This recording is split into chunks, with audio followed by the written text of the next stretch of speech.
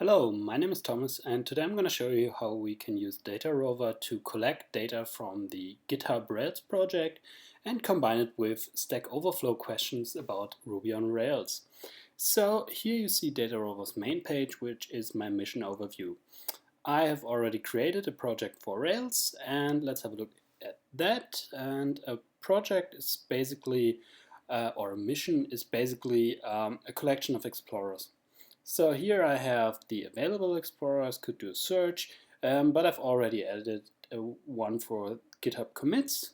I specified the repository name and owner, Rails, and narrowed it down to commits from 2015 and the master branch.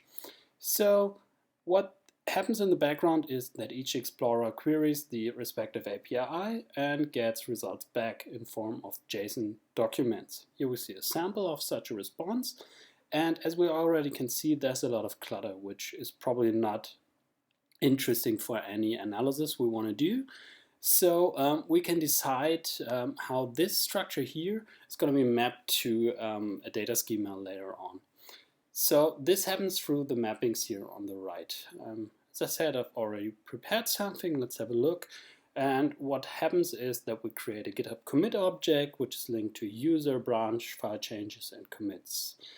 And this is mostly due to the opt-in option, which removes everything that we didn't specify a mapping for. If we tick that off, refresh the graph preview, we see there's again a lot of clutter, which is probably irrelevant for any analysis that we want to do. So let's keep that and see again, okay, GitHub commits are back to normal. What is missing though is information about the changes made in a commit. Let's add that.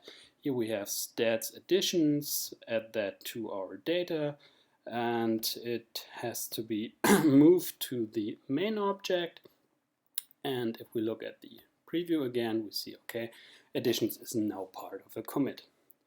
So that's the one part, the data from the Git repository of Rails. Now let's add an explorer for Stack Overflow questions. So here we use Ruby on Rails as a keyword.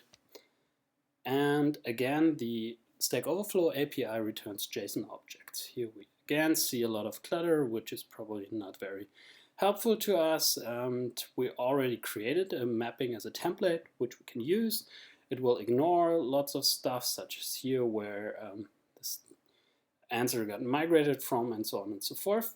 But most importantly, it creates a link between GitHub users and Stack Overflow users.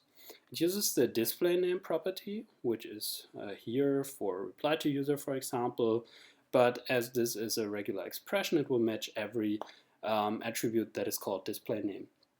And what this does is it looks up GitHub users by their login, and if something is found, then it creates the same as relation between the GitHub user and the Stack Overflow user.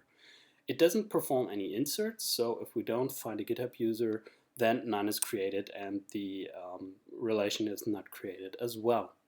So let's have a look again at the graph preview. We see we have Stack Overflow questions, answers, and users, and this user here now will have a relation of same as to a GitHub user of the same type if it exists. Okay, so much about the project. Here we see the different explorers and their status, and whatever information they retrieve will show up here in our mission status overview. So now that we've set up our explorers and linked the data together through our mappings, the explorer is going to start in the background, query the API, and add the data to our target database. Here we have this, it's a Neo4j graph, and as we can see, we have different nodes with different labels, for example, Stack Overflow questions with comments, answers, and users involved.